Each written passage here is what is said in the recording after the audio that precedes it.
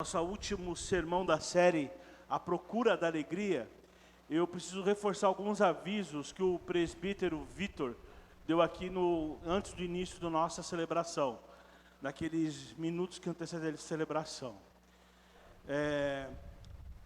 Sábado que vem, como ele disse, é nossa Assembleia Geral Local. Irmãos, eu gostaria que todos prestassem atenção, por favor, isso é importante. Isso é minha obrigação como pastor da igreja falar. Não sei se vocês viram, no mural, tem uma convocação para todos os membros da igreja, assinado por mim e pelo nosso irmão Marcos Pessini, secretário do conselho da igreja. Então, a igreja, ela passa de ano em ano, por um processo muito interessante, que é um processo de reunião, um processo de conversar a respeito dos nossos projetos, pensar a respeito da nossa eclesiologia. O que eu quero dizer? Qual que é a nossa natureza como igreja? O que a gente pensa que devemos ser como igreja? Qual é a nossa base bíblica como igreja? Olhamos para os nossos líderes, e os nossos líderes não são escolhidos pelo conselho, não são escolhidos pelos pastores dessa igreja, são escolhidos por vocês. Nós fazemos votação aqui. Quem participou das nossas assembleias sabe disso. Todos os membros da igreja têm direito de voto, e toda a comunidade é convidada a participar desse momento. É um momento muito especial. Além dos líderes, nós vamos ter uma nova ordenação, e é importante vocês estarem aqui. Para vocês votam no novo ordenado, a igreja aprova o novo ordenado, então isso é muito importante. Também a igreja ora nesse momento, e nos colocamos diante do Senhor. Nós estamos aí entrando na terceira semana de consagração, e não é à toa, irmãos, essa consagração. Ela faz parte do nosso cronograma como igreja. É a primeira coisa que fazemos quando inicia um ano. Para quê? Para que Deus nos oriente naquilo que nós precisamos fazer, em especial no ano de 2022. Então, é importante estarmos aqui no dia 5 de março, que é o próximo sábado, às 3 horas da tarde. Pastor, eu moro longe, traga almoço. Vai ter um pessoal almoçando aí no fundo, certeza. Eu acho que eu sou uma dessas pessoas que vai estar aí no fundo. Vai trazer uma comida, a gente tem que tomar um cuidado para esquentar por conta do nosso bombeiro, da nossa autorização, nós temos algumas limitações, mas já fizemos e deu certo. Foi maravilhoso, foi maravilhoso. Venha, olha, se quiser trazer um pouquinho a mais de salada, vai ter gente que vai compartilhar da tua salada. Sim, enfim, traga coisas. E tem um momento de compartilhar, que é muito interessante, tá bem? Venha viver esse momento, que é uma informação que é muito importante para a gente. Uma segunda informação que eu preciso dar também, enquanto igreja, para vocês, é para vocês atentarem ao que também o presbítero Vitor falou. Nós estamos, nesse sábado, nós temos a Assembleia da Igreja, e no outro nós temos um batismo. Irmãos, pela graça de Deus, apenas graça de Deus, apenas misericórdia de Deus, nós temos tido a alegria de todo ano ter pelo menos um batismo na nossa igreja. Isso é bênção, irmãos.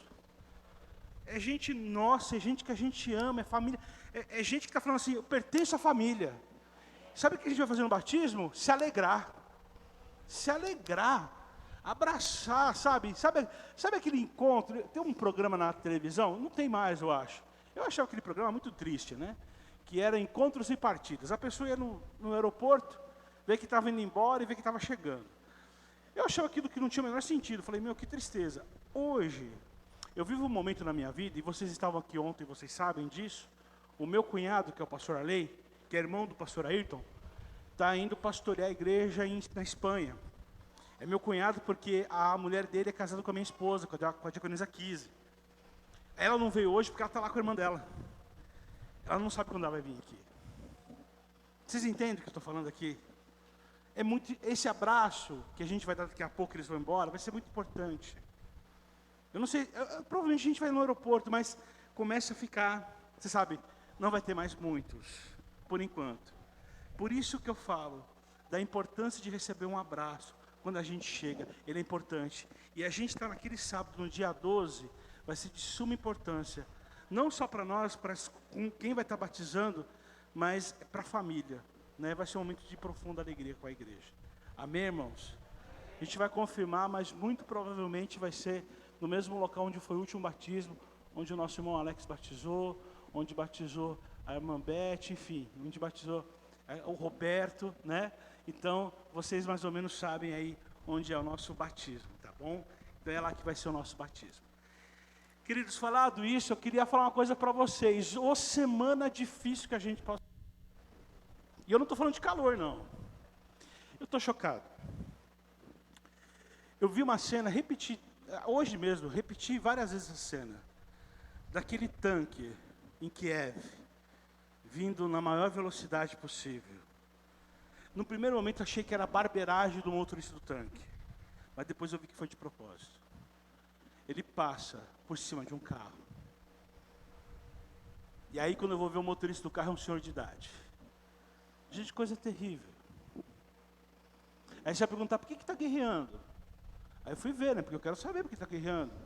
Você tem motivos, questões geopolíticas, econômicas. Mas é isso. Basicamente, aquele cara que foi atropelado pelo tanque, ele provavelmente não tem nada a ver com a história da guerra da Ucrânia com a guerra da Rússia. Ele está ali vivendo a vida dele. Os russos não têm nada contra aquele cara, que ele é apenas um ucraniano vivendo a sua vida, como nós aqui vivendo em Sorocaba. Mas ele é a vítima da guerra. Eu fico pensando nas pessoas que sofrem porque os outros resolvem fazer sofrer. Eu fico pensando no sofrimento que nós temos e que as pessoas têm, porque algumas pessoas que governam os nossos países, que, enfim, têm algum tipo de poder na mão, eu não gosto muito dele. E eu tenho várias questões em relação a isso. E eu mexo toda a minha nação contra aquela nação. Nós temos sido vítimas disso. E aí eu não estou falando mais dos ucranianos, que para mim meu coração está partido. E eu tenho que falar para vocês, orem por aquele povo, gente. Não é fácil ser invadido por uma potência militar. E outra, se o russo entra na Ucrânia, ele não tem nada a perder quando ele dispara contra um prédio, uma residência.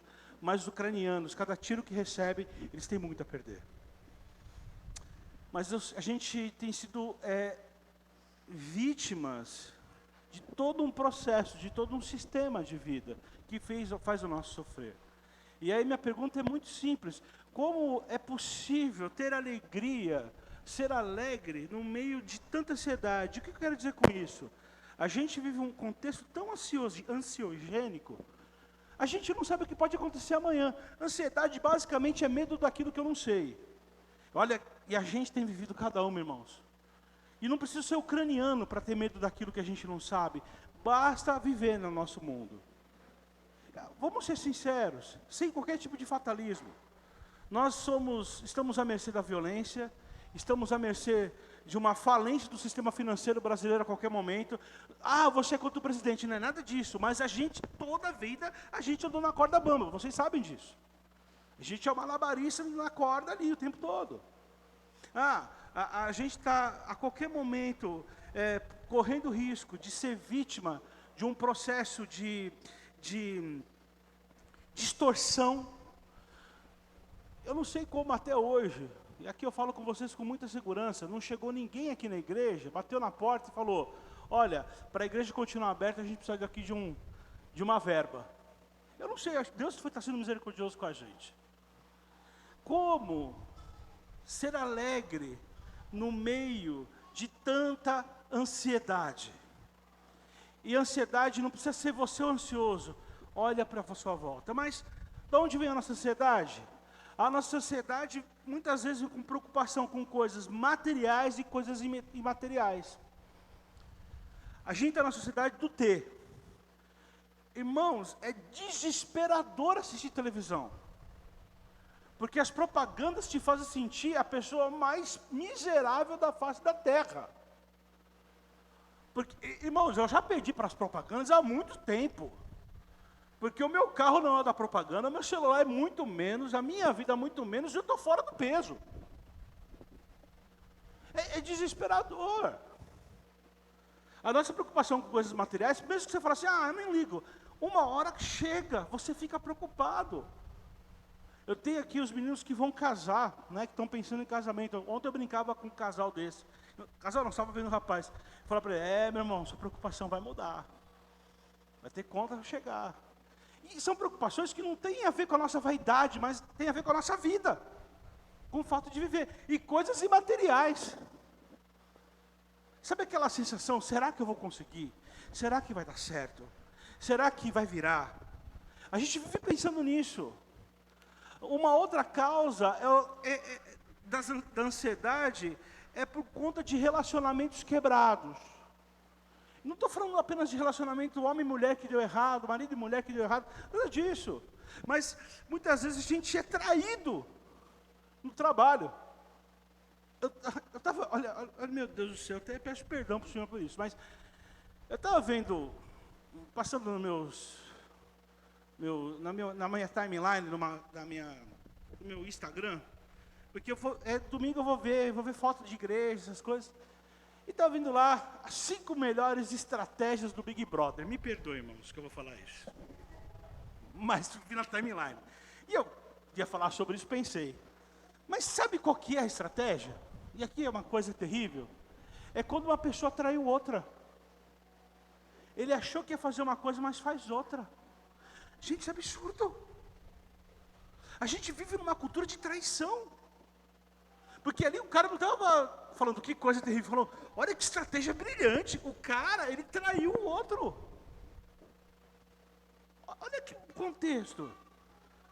Os relacionamentos são quebrados. E eu não estou falando só dentro de casa, mas estou falando no trabalho, estou falando no relacionamento do dia a dia. Quantos amigos nós já rompemos na vida? Quantas pessoas achamos que ia virar e não virou? E aí o medo de se relacionar. E o medo de se permitir dar bom dia para o vizinho. Porque eu não sei se ele vai me fazer mal. Uma outra coisa que a ansiedade, que nos provoca ter ansiedade, é começar a olhar para os problemas. E se a gente for olhar, problemas temos de sobra. Eu estava conversando com um senhor que faz estudo comigo às quintas-feiras. O nome dele é Aguinaldo, orem por ele. É um homem que Deus ainda vai trabalhar muito na vida dele. Muito interessante o meu caminho com ele. E o Aguinaldo, a gente estava conversando sobre aquilo que ele tem perdido na vida dele. Depois é uma história, vocês um dia vão descobrir. E a gente estava olhando para os problemas da vida. Bate aqui na porta uma pessoa. É quinta-feira à noite. Eu deixo a porta fechada, só estava aqui no fundo aberto, coincidentemente. E aí, aí ele falou, pastor, estão batendo a palma. Aí eu saio aqui, é uma moça magra, grávida, muito pobre. E o marido. E eu vou conversar com ela.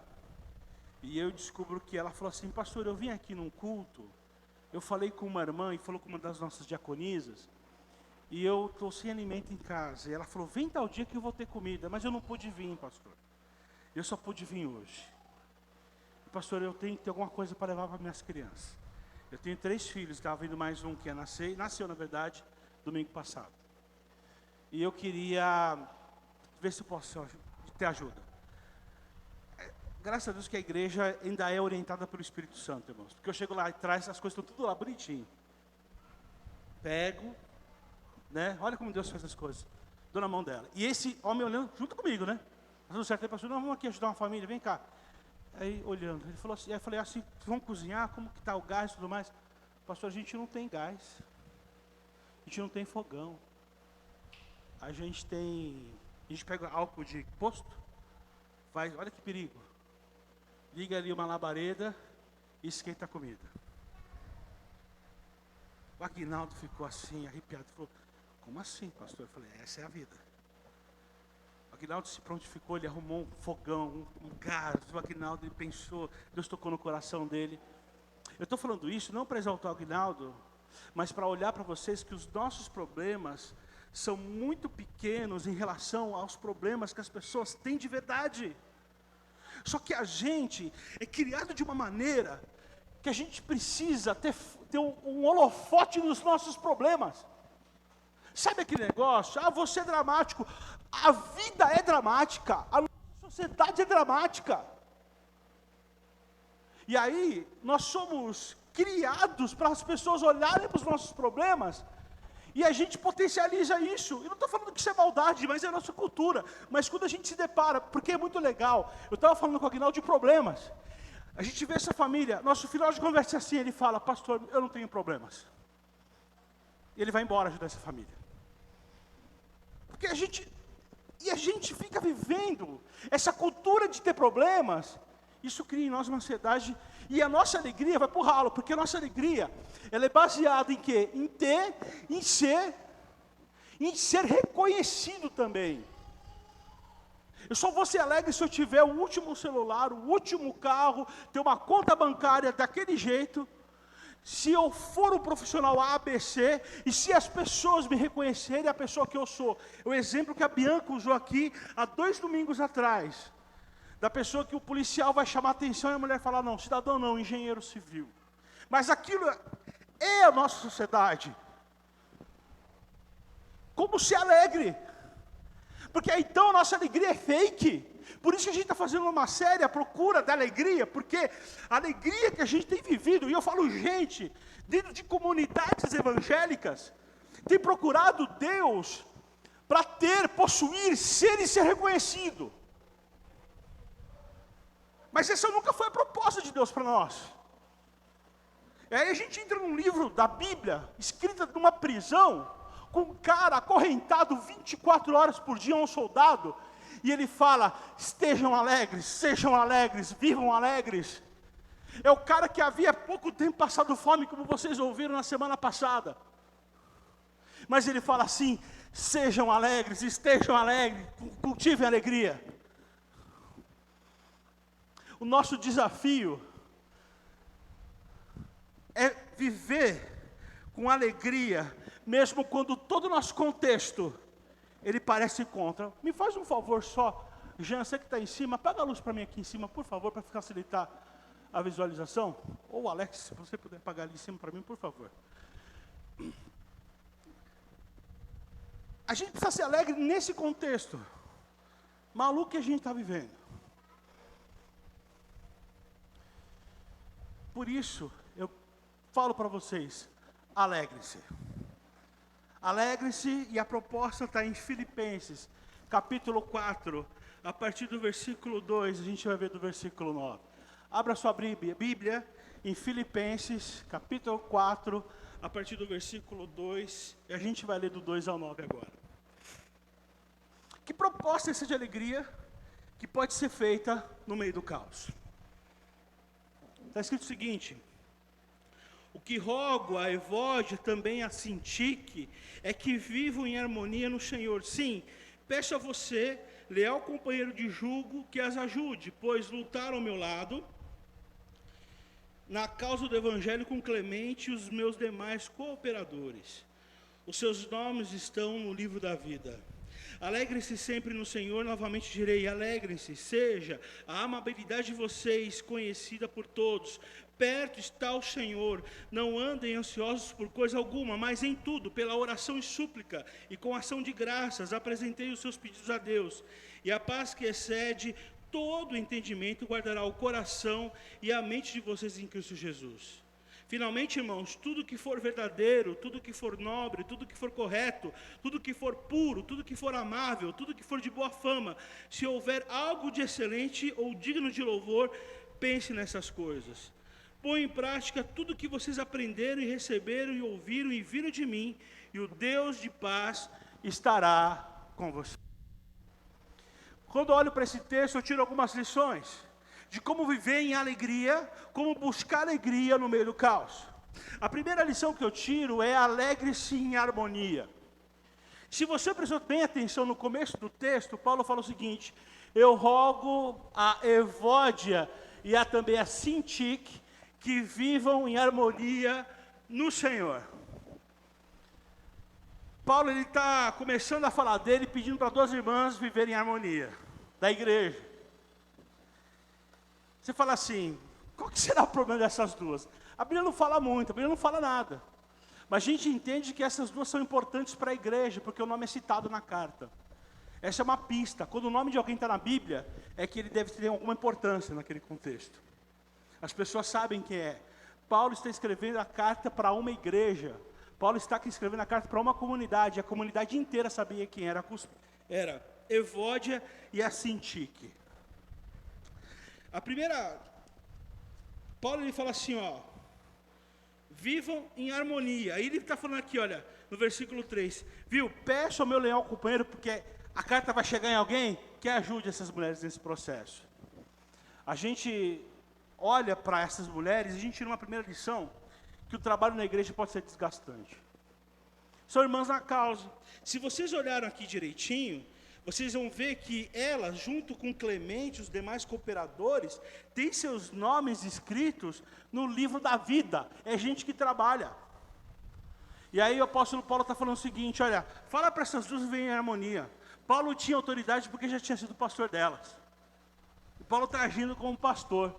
Mas o que eu quero falar para vocês aqui é o seguinte, mesmo dentro da igreja, que é um lugar onde as pessoas sabem de onde vem a alegria, trabalham não por dinheiro, a gente tem que tomar cuidado, porque a nossa harmonia pode ir para o espaço. E se a nossa harmonia vai para o espaço, a nossa alegria vai junto. Paulo ele está falando assim, olha, veja, harmonia não é algo mágico. Ele está falando, peço que vocês vivam em harmonia no Senhor. Ele fala assim, ó, harmonia não é mágica, harmonia é cultivada. Ela é conquistada passo a passo. Ah, não gosto desse irmão. Ah, não vou com a cara do Mateus, não. O Mateus, para mim, é menino difícil. Esse Mateus aí, não gosto dele, não. Se eu não me aproximar do Mateus, começar a cumprimentá-lo, começar um pouco a falar como que ele está, eu sempre vou achar o Mateus difícil. E olha que o Mateus é bonzinho. Mas se eu não me der a mão para o Mateus, eu não vou saber disso. As pessoas acham que a harmonia é um negócio mágico que vem dos céus, uma luz me iluminou, pronto, agora estou em harmonia. Não existe isso, queridos, em lugar nenhum do mundo. Paulo está falando assim, olha, peço que vocês vivam em harmonia, vocês pratiquem harmonia. E ele fala assim, só que esse povo precisa de ajuda. E ele vai falar lá para o autor da carta, na verdade para quem a carta está sendo dirigida, ele fala assim, ajude esse povo, por favor, versículo 3, peço a você, leal companheiro de jugo, leal companheiro de trabalho, que as ajude. Então é assim, viu? Deixa eu falar uma coisa para você. Olha, reparei que o Mateus e o Alex não conversam. Não vai para o céu. Como assim, meu irmão? Não, não vai, onde você viu? Não tem harmonia. Mas o que você está fazendo, meu querido? Você está julgando. Mas se a gente está olhando para o texto bíblico, ele está falando o que para a gente fazer? Ajudar. Eu estou vendo que o Alex e o Mateus não conversam. O que eu vou fazer? Eu vou julgar? Não. Vou conversar. O que está acontecendo com vocês? Ô, meu amigo, o que está acontecendo lá? Vai ouvir. Não com fofoca. Não passei a contar para a Bianca. Não, vou ouvir. E vou tentar ajudá-lo, sem sabedoria. Se eu não tiver sabedoria, eu vou pedir para quem? O pastor me ajudar. Um dos pastores me ajudar. Aqui na igreja tem 5. Se os pastores não estiverem disponíveis, para os ordenados. A gente tem mais um monte de ordenados aqui na igreja. Os diáconos. Alguém vai me ajudar. E aí, como que eu faço? Vou ajudar o relacionamento deles. É melhor do que eu ficar julgando, porque a palavra manda eu ajudar. Peço a você, leal companheiro, que ajude essas duas a terem harmonia. Sabe por que eu estou falando isso? Porque eu vou olhar o texto da frente. Ele fala o seguinte, falado isso, eu mando vocês, eu ordeno a vocês, é imperativo a vocês, alegrem-se sempre no Senhor. Novamente eu repito, alegrem-se. Paulo, ele vai falar, dado a vida em harmonia, ou melhor, uma vez buscado a harmonia, alegre-se. Então aqui nós temos uma condicional para a alegria. Não dá para ser alegre se eu não tiver, ou melhor, se eu não cultivar a harmonia, porque senão vai ser fake. A alegria ela tem a ver com comunhão, tem a ver com relacionamento. Paulo ele começa aí, se você bem viu, a partir do versículo 2, falando, olha, vivam em harmonia, parem de brigar. Vai falar, gente, ajuda essa mulher. Versículo 4, alegrem-se. Agora eu falo para vocês, sejam alegres. Alegria vem da harmonia. Mas não é uma alegria assim, não! É uma vida alegre. É uma vida de regozijo. Uma vida de satisfação. Vem da harmonia. Outra vez eu repito, alegre. Você tem uma alegria. Ela não é uma coisa optativa. Alegria assim não é coisa só de um irmão ou de outro. Tem que ser coisa de todo mundo. Paulo lhe ordena, alegre-se. É um imperativo que é usado aí. Inclusive no grego é um imperativo. Alegre-se. Nós precisamos nos alegrar, uma vez que nós buscamos a harmonia. Até porque a alegria, além de ser uma ordem, ela é uma marca. Porque ele fala assim, olha, alegre-se, versículo 5, seja a amabilidade de vocês conhecida por todos. Então, peraí, a alegria não é por aquilo que eu tenho ou deixo de ter, mas aquilo que eu estou fazendo com os meus relacionamentos. Vocês entenderam a sequência? Vocês parem de brigar. Ajuda essas irmãs a pararem de brigar. Alegre-se. Seja a amabilidade de vocês conhecida por todos. Ou melhor, que a amabilidade de vocês seja uma espécie de DNA. Faça parte da essência de vocês. Logo, e tem uma outra coisa. A amabilidade não vem no pacote de fábrica. Ela é conquistada. Eu não nasço bonzinho, viu? Não nasce.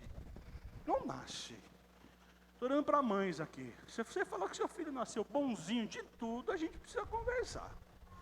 Tem uma hora que você fala assim, ô meu filho, com quem que você aprendeu esse negócio?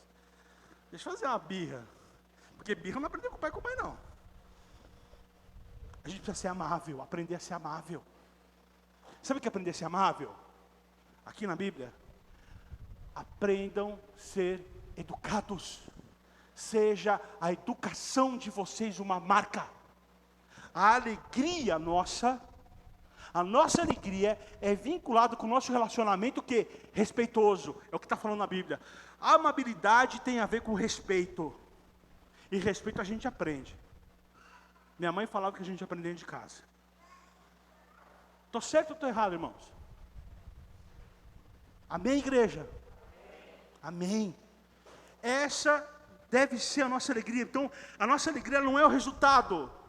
A nossa alegria é algo construída, com relacionamento e respeito.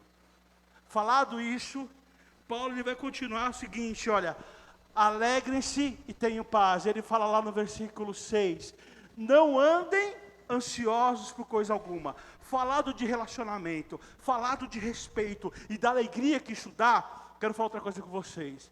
Não andem ansiosos. Não, olha, parem de tentar ficar equilibrando tudo nas mãos que vocês não vão dar conta. Parem de vocês ficarem vivendo isso.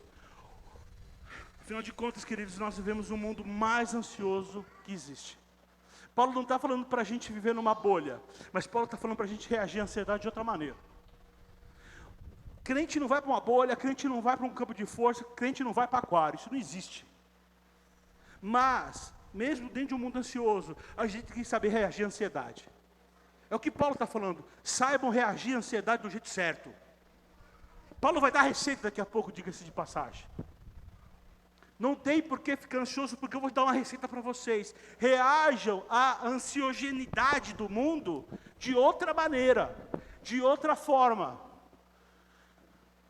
E aí tem um ponto que eu acho interessante. A gente hoje tem na nossa cultura, é horrível, né? Nós temos na nossa cultura hoje uma espécie de alegria ansiosa. Eu acho isso muito interessante. É mais ou menos isso. É aquelas pessoas que elas estão, não diria alegres, mas elas, acho que é alegres, né? Alegres porque ela é aquela história. É legal não saber o que vai acontecer amanhã. Vocês conseguiram me entender?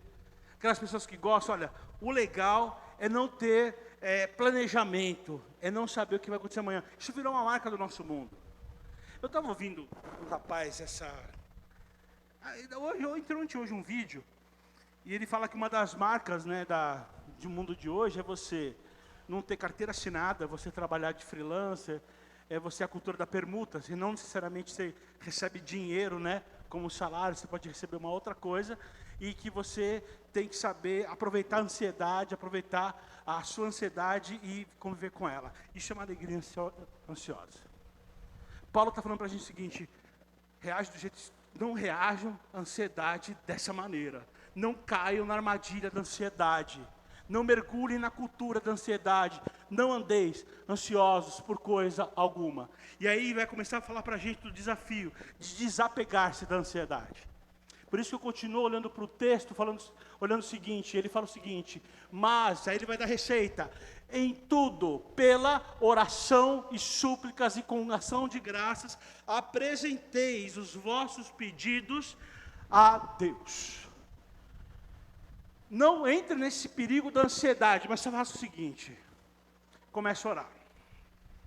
Ou melhor, comece a ter relacionamento com Deus. Comece a ter relacionamento com alguém que é mais forte que você. Comece a ter relacionamento com alguém que pode te ajudar de fato. Ele fala assim: apresente sua oração do jeito certo, ou melhor, com oração e súplica, uma oração que eu entendo que eu dependa de Deus, que Deus tem que me ajudar. Orar de uma forma consciente, sabendo quem Deus é o que eu tenho que fazer. Paulo, ele fala também, além de orar pedindo ajuda, é apresentar uma gratidão ao Senhor, porque a gente hoje tem uma dificuldade com gratidão terrível. Falar obrigado é difícil, porque vivemos a cultura da meritocracia, nós merecemos. E aí vem os pastores da igreja bater aqui, falar: a tua salvação você não mereceu, querido. Ela veio de Deus e foi dada de presente para você. Cristo morreu na cruz e deu para você. A gente tem falado isso quase todos os cultos, porque nós temos uma cultura que fala assim: você tem que merecer. E aí vem gente chegando assim: eu mereço a salvação. Se eu mereço a salvação, eu posso exigir de Deus algumas coisas. Oxe, onde você está andando, querido? Sejam gratos a Deus. Gratidão não é aquela coisa, não, gratidão, é melhor não falar nada. Mas gratidão é reconhecer que o que você recebeu não foi porque você é legal, bonzinho, muito competente, mas porque Deus é bom e ponto. Se você tem um empreguinho legal, é Deus tendo misericórdia de você, meu querido. Se você estudou criatura inteligente, é porque Deus teve misericórdia de você. Se você tem uma família bonita, é porque Deus teve misericórdia de você. Você está entendendo o que eu estou falando? Eu estou falando desses termos porque a gente muitas vezes se acha merecedor da família bonita que a gente tem. Eu estou cansado, hoje em dia não, que graças a Deus que hoje em dia eu estou aqui na igreja, a igreja é outro contexto. Eu convivi muitas vezes, muito tempo, com gente que se achava merecedor da vaga da universidade que tinha entrado. Insuportável. Insuportável. Crente, pior ainda. Mas, sabe, distorcido esse conceito. Paulo fala, para sair da ansiedade, temos que abandonar essa cultura. A gente tem que ter uma cultura de relacionamento com Deus. Relacionamento onde eu reconheço a minha dependência dEle. E eu tenho a gratidão no meu coração com relação a Ele. Paulo, ele fala assim, olha, apresentem os seus pedidos a Deus, aqui eu acho que é muito legal, porque tem a ideia de quem está entrando numa sala. Quando você vai lá no original, é alguém que entra e entrega alguma coisa, é uma palavra que descreve isso também. Ele está falando o seguinte, olha, tenha um tipo de entrada diante de Deus, tenha um relacionamento, não é só chegar ao pedido, mandar um e-mail, pedir não, com Deus não é assim que rola. Com Deus implica eu entregar na mão dele e falar assim, Senhor, se for da tua vontade, logo a decisão nunca foi minha, sempre foi tua, faça, meu Deus, se não, eu sei que o Senhor fez o melhor para mim. Apresentar o pedido a Deus não significa que eu estou falando com o gênio da lâmpada, eu já repeti isso aqui umas 1 milhão de vezes aqui. Mas implica que eu estou falando com Deus Todo-Poderoso e falando, olha, está aqui, meu Deus, se o Senhor quiser, amém, se o Senhor não quiser, amém da mesma maneira, porque eu entendo a tua grandeza. Isso só faz quem tem um relacionamento profundo com Deus. Com isso eu fujo da ansiedade, porque eu não fico colocando Deus no canto de parede. Deus tem que me responder, Deus tem que me responder. Aí estou ansioso que Deus não me respondeu. Oxi! Deus responde quando Ele quer. Deus responde quando Ele dá. Sabe, tem pizzarias, né, que elas fazem isso, né? Você pede pizza, ele está dando ali o timer, né? O iFood, assim, né? Eu faço isso, né? Saiu. Quando está rastreando o cara, você vai seguindo o cara. Tá chegando, né? A fome é uma coisa que deixa a gente meio irracional. Aí você vê o cara tá parado, no meu caso tem uma portaria antes de chegar na minha casa, tá parado na portaria, como que faz? A gente fica meio... A gente faz isso com Deus. Só que Deus não é ainda entregador do iFood. A gente tem tratado Deus dessa maneira, queridos. Deus fala, para sair da ansiedade, muda a forma como você tem olhado para mim. Se relacione de maneira profunda. Seja grato e saiba com quem você está falando. Alegre-se e tenham paz. E olha o que ele fala. A partir desse momento que você consegue ter um relacionamento profundo, consegue saber com quem que você está falando, eu vou te falar uma coisa. E a paz de Deus, que excede todo entendimento, guardará coração e mente de vocês em Cristo Jesus. Primeiro que a paz não é dos homens, a paz é de Deus. A paz não é consequência daquilo que você fez, a paz vem dele. Há uma paz que você não consegue entender porque ela não é baseada naquilo que você tem ou no momento que você vive. É uma paz que não é compreensível, mas é uma paz que ela é além disso, além de tudo, ela tem um poder especial. Ela guarda o quê? Meu coração e minha mente, minhas emoções e os meus pensamentos. Por que ela faz isso? Ela é mágica? Não, porque eu tenho relacionamento com Deus. A partir do momento, lembra, que eu confio no Senhor, eu entrego no Senhor, eu deixo no Senhor, eu tenho a paz dele, que guarda as minhas emoções. Eu não fico ansioso, guardo os meus pensamentos, eu não fico pensando em porcaria. Guardará meu coração, a mente, aonde? Através de Cristo Jesus. Esse é o resultado de não andar ansioso. Ou melhor, não é só deixar de ser ansioso, é ter relacionamento profundo com Deus. Meu último ponto dessa mensagem, alegrem-se com o jeito certo de pensar em viver. Versículo 8, tudo que for verdadeiro, que for nobre, que for correto, que for puro, que for amável, tudo que for de boa fama, se houver algo de excelente ou digno de louvor, pense nessas coisas, que é a continuação desse texto. Paulo começa a falar o seguinte, então, uma vez que vocês se relacionaram com Deus, que vocês entregaram tudo para Deus, e a paz dele consegue guardar o seu coração e sua mente, essa paz que é inexplicável, que veio dele, vocês têm um exercício a ser feito, o quê? Botar sua cabeça no lugar certo. Botar sua cabeça onde? Naquilo que é verdadeiro. Eu tenho que pensar naquilo que faz sentido, naquilo que vem da parte de Deus.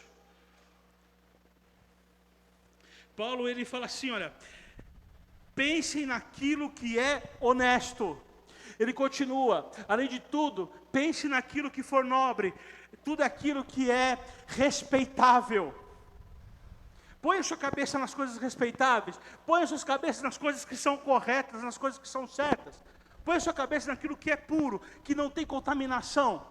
Põe a sua cabeça naquilo que é amável, naquilo que a palavra, acho que ficaria legal aí, aquilo que é honrável, aquilo que é de boa, que vai trazer boas ações. Põe a sua cabeça aquilo que te traz boa fama, não no sentido da fama do famoso, mas que te traga um olhar benéfico. Puxa vida, essa pessoa é um cristão. Põe a sua cabeça em coisas excelentes ou dignas de louvor. Sabe o que ele está falando? Para você ter paz, continuar tendo essa paz que guarda o coração e a mente, você tem que pensar nas coisas certas. Tem que pensar nas coisas certas. Aqui não vi nada da nossa cultura de hoje, irmãos, nesse texto. Eu não vi aqui a gente ter que ficar rico antes dos 30 anos. Eu não vi aqui a gente ter que conseguir ter o celular do último tipo. Eu não vi aqui a gente ter que ter a obrigação de manter uma família feliz e nem manter os nossos stories no Instagram abastecidos. Mas eu vejo aqui pensando em coisas simples, em coisas que vêm diretamente de Deus. Ele fala, coloca a sua cabeça nessas coisas e ponham em prática tudo que vocês ouviram e viram. E aí ele garante, e o Deus de paz estará com vocês. Amém? Amém, igreja? Eu termino a minha fala de hoje o seguinte, deixe a ansiedade de lado e apegue-se à paz. Você fala, pastor, eu não consigo. Eu tenho sido escravizado pela ansiedade. E essa é a palavra, irmãos, escravizados pela ansiedade. Eu tenho sido escravo da ansiedade. Pastor, que você não sabe como que é meu trabalho amanhã. Como você não sabe como é a minha rotina segunda-feira. Não sei. Mas Deus sabe. E Deus te trouxe aqui hoje para você ouvir essa palavra. Para você ouvir falar o seguinte: não vive mais essa ansiedade. Vive de outra maneira. E se você veio aqui hoje, significa que a ansiedade que você tem vivido, ela tem escapatória. Deixe a ansiedade e apegue-se à paz. Jesus, ele fala em Mateus 6,33, busque, pois, em primeiro lugar, o reino de Deus e sua justiça, e todas essas coisas, todas as outras coisas vos serão acrescentadas. Sabe o que Jesus está falando? Se preocupem com as coisas de Deus, em conhecer a Deus, em viver do jeito de Deus. Se preocupem em olhar para aquilo que Deus tem feito. E você fala, em minha conta, em minha vida, e o meu sucesso. Jesus está falando, olha primeiro para essas coisas, e o que você... E o que você precisa, desculpe, vai ser acrescentado para você. Sabe o que ele está falando? Deus provê as coisas. Nós somos chamados para sermos filhos adotivos de Deus. Sabe como? Através da cruz de Cristo. A cruz de Cristo, ela é incrível. Porque o homem sem pecado, que morre em favor do pecado de todos, ele paga o nosso pecado. Deus fala, o dia que você pecar, o dia que você comer daquele fruto daquela árvore, você vai morrer. O dia que você desobedecer, você vai morrer. O homem desobedece, a sentença estava dada. Mas Cristo vem à terra, não para desfazer a sentença, mas para pagar a sentença. É o homem que não desobedece, é o homem que não peca, mas que ele morre. Logo, eu posso olhar para ele e falar o seguinte, eu aceito sua morte como no meu lugar, como meu Salvador, como quem paga a minha conta. A ansiedade, querido, está ligada diretamente a essa história. Porque a partir do momento que eu entrego meu coração a Jesus, eu me torno filho adotivo de Deus. Paulo fala que em Cristo fomos adotados pelo Pai, por Deus. Ora, se eu sou adotado por Deus, eu tenho um Pai Todo-Poderoso, que me sustenta, que me mantém. Mas Ele não vai dar as coisas, Ele não vai te dar um iPhone 14, 15, 16, 20. Sabe o que Ele vai te dar? A paz que excede todo o entendimento, que guarda o coração e a mente de cada um de vocês. Baixa sua cabeça e feche os olhos. Meu Deus e Pai, é um desafio, Senhor. Vivemos nosso mundo, Senhor, muito difícil, muito difícil. De fato, Senhor, nos deparamos com fatores que nos deixam pilhados, deixam a flor da pele. E, Senhor, como que se alegre em dias tão turbulentos, em momentos tão turbulentos, em uma sociedade tão turbulenta. Mas o Senhor veio com a proposta de, olha, vivam do jeito que eu estou falando para vocês. E o seu jeito é incrível, meu Deus. É um jeito que a gente tem que mudar o nosso foco. É olhar para Ti, é confiar em Ti, é deixar que o Senhor cuida da gente. Então eu peço, Senhor, cuida de nós. Que a gente dê um passo de relacionamento em direção a Ti, Senhor.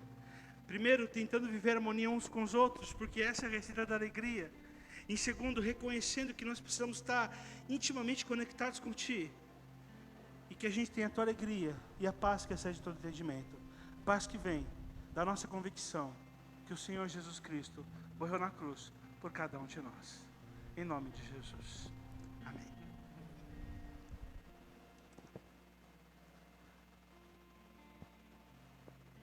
Vou pedir para você agora orar. É hora de nós nos colocarmos diante do Senhor. Ore. Se você fala assim, pastor, eu precisava de orar mais pela minha ansiedade. E vou falar para vocês, eu sou ansioso. Eu tenho feito uma campanha com a Kizzy para diminuir a ansiedade. Não estou ansioso com a igreja, estou ansioso com a minha vida, com algumas coisas que eu preciso fazer comigo, com a minha vida, com a minha saúde. Isso deixa ansioso. Muitas vezes a ansiedade é ligada também ao fato de eu não ter uma proximidade com Deus. Minha proximidade com Deus está fraca. E não importa se você pode ter nascido na igreja, isso acontece. Mas o importante é a gente reconhecer e entrar diante do Senhor e falar: Senhor, olha, eu estou desse jeito. Ou você mesmo aqui, eu preciso aceitar Cristo como meu Salvador. Eu preciso. Você falou aí, pastor, que Deus nos adota a partir do momento que eu aceito Cristo como Salvador, e aí Ele começa a cuidar de mim, e esse negócio de ansiedade vai embora. É isso mesmo, é esse o mecanismo. Então eu preciso disso, é isso. Sempre foi essa a proposta. Então vem à frente. Ou você precisa mesmo da oração do Senhor, dos consagrados. Não que os consagrados são poderosos, mas o Deus é poderoso.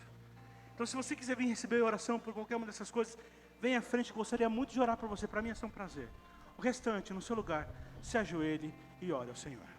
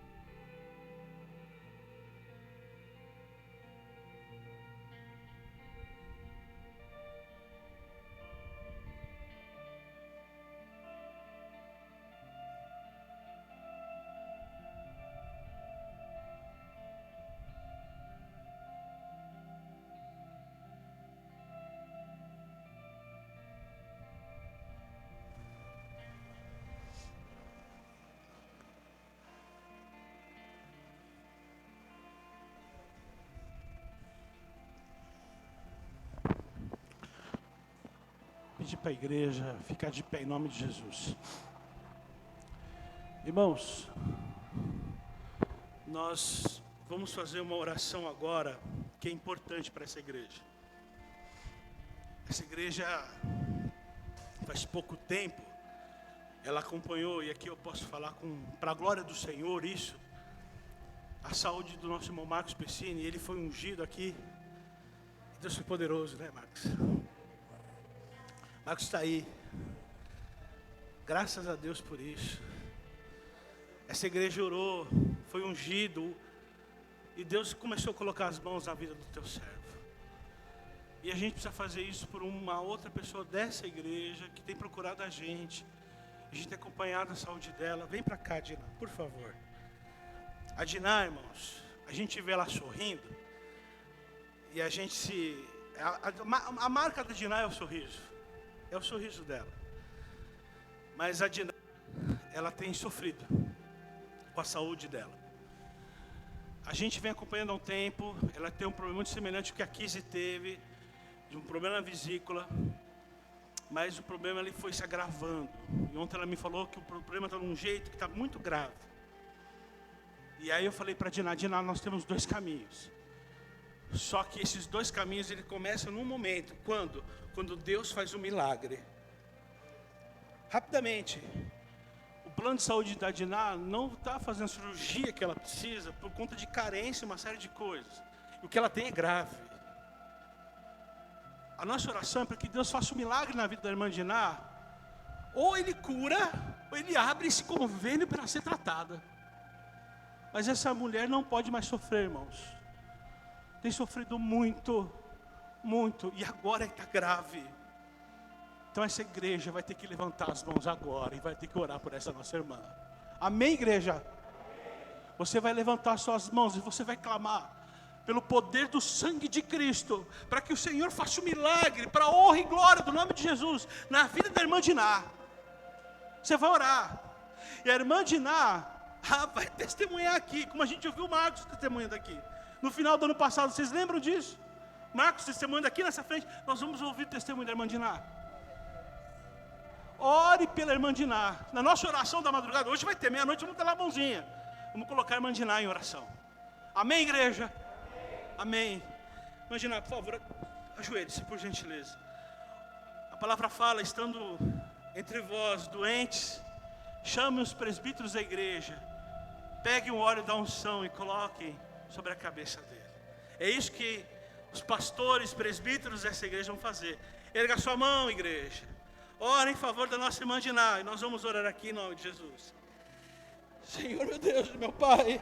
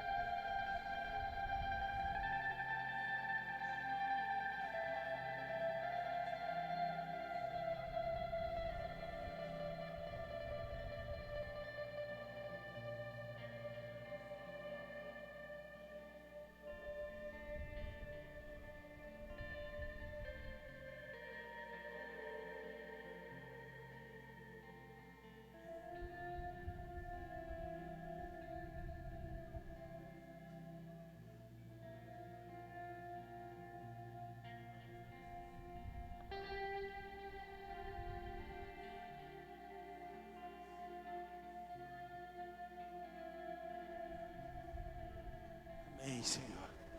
Amém. Essa igreja, repito, tem a incumbência, a obrigação, o dever de orar pela vida da irmã Diná. Por que ela é especial? Não, porque ela é uma de nós. Ela é da nossa família. Nós fazemos isso por qualquer um de nós. Por qualquer um. Se você precisa, fale com os pastores da igreja. Nós também teremos o mesmo cuidado, o mesmo carinho com você. Ore, ore. E nós, em nome do Senhor Jesus, ouvir um belo testemunho aqui para a honra e glória do nome dele. Que você seja abençoado. Tenha uma semana de bênçãos e graça. Alegrem-se no Senhor. Novamente eu repito, alegrem-se. Que a alegria de vocês não seja baseada naquilo que vocês possam ter ou desejam ter, mas que a alegria de vocês sejam baseadas no relacionamento com Deus, com base naquilo que Ele tem sido na vida de vocês, mas principalmente por meio da esperança que Ele deu a cada um de nós, através da salvação por meio do Seu Filho Jesus. Abaixe a cabeça, feche os olhos. Pai, obrigado por este momento. Abençoe a cada pessoa aqui e leve em paz, eu lhe peço. Guarde cada um e dê semanas de bênção para nós. Continue nos abençoando em nossa semana de oração. E que a graça do nosso Senhor Jesus Cristo, o amor de Deus e a comunhão do Espírito Santo seja com todos nós. Amém, Senhor. Amém.